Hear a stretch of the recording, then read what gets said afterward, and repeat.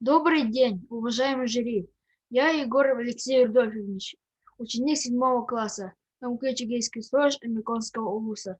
Разрешите представить вашему вниманию мою работу изучения теории графов при разработке индивидуального маршрута безопасного движения дом-школа-дом.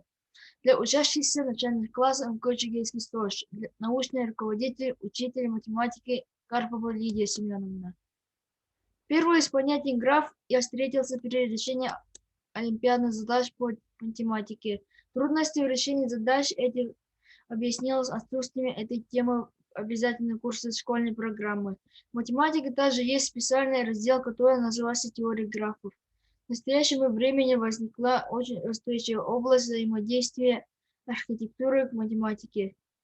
В процессе изучения во время практики по данной теме я построил графы по планировке своего дома, а также применение различных вычислений, производимых на графах, позволяет найти кратчайший объездной путь и спланировать оптимальный маршрут, изучив теорию графов, чтобы повысить безопасность движения на пути школы и обратно. В данной работе мы решили разработать индивидуальный маршрут безопасного движения для начальных классов нашей школы. Ведь с каждым годом увеличивается количество транспортных средств, ведь многое организация порядка и безопасности движения на улице зависит и от пешеходов. Целью нашей работы является изучить теорию графов и разработать индивидуальные маршруты безопасного движения. Дом, школа, дом.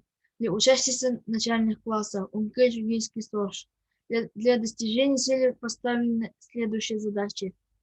Первое. Изучить литературу по теме исследования. Второе. Разработать индивидуальные маршруты безопасного движения дом, школа, дом для учащихся начального класса МК Чугинский СОЖ. Первая работа по теории графа принадлежит известному швейцарскому математику Леонардо Эйлеру. Ему предложили прогуляться по Кенигсбергскому мосту.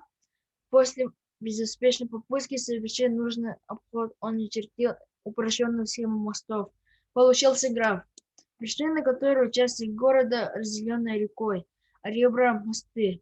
Пройти по Кенигсбергскому мосту при условии, что нужно на каждый побывать один раз и вернуться в точку начала путешествия нельзя. Итак, что такое граф? Граф представляет собой фигуру, состоящую из точек и линий, связывающих эти точки. Точки называются вершинами графа, а соединяющие линии ребрами.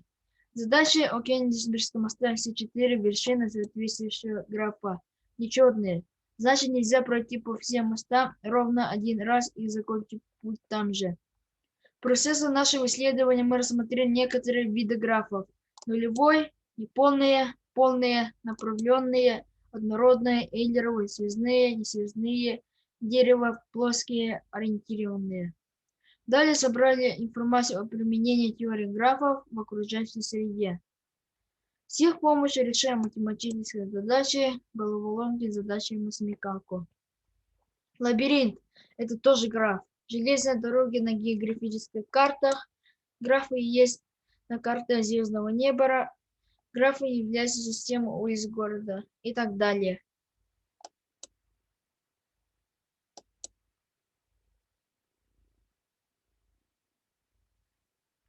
Изучив данную теорию, мы попробовали разработать маршруты безопасного движения для учащихся начальных классов нашей школы. Для этого работали по следующим этапам. Первое. После внимательного ознакомления всего пути от дома до школы нарисовали от руки на листе бумаги схему безопасного движения для каждого учащегося нашей школы в виде графа. Второе. Посмотрели, где стоят дорожные знаки, чтобы отметить их на нашей карте. Третье. Сделали схему маршрута программы PowerPoint. Четвертое. Распечатали на цветном принтере и после классного часа по теме безопасности на дороге подарили наши карты об учащихся начальных классов. Можно также использовать Яндекс или Google карты, если маршрут до школы от дома и обратно получается сложным и вручную начертить его непросто. Но из-за плохой связи интернета карта нашего села не до конца загружается. В результате проведенного исследования решены все задачи и получены следующие результаты. Первое. Данные исследовательской работы мы изучили математические графы и рассмотрели их виды. Проведенные исследования показали, что графы – это замечательные математические объекты, с помощью которых можно решать математические, экономические и логические задачи. Также можно решать различные головоломки и упрощать условия задач по физике, химии, электронике, автоматике, также их используют при составлении карт и генеалогических древ. Второе. Разработаны 14 индивидуальные маршруты по безопасному движению до школы до для участницы начальных классов МКУ Чигейский СОЖ. С целью повышения безопасности движения ребенка на пути в школу и обратно дети очень обрадовались, поблагодарили, сразу же нашли своего дома на картах и начали изучать маршруты. Некоторые нашли и начертили более оптимальные маршруты для себя.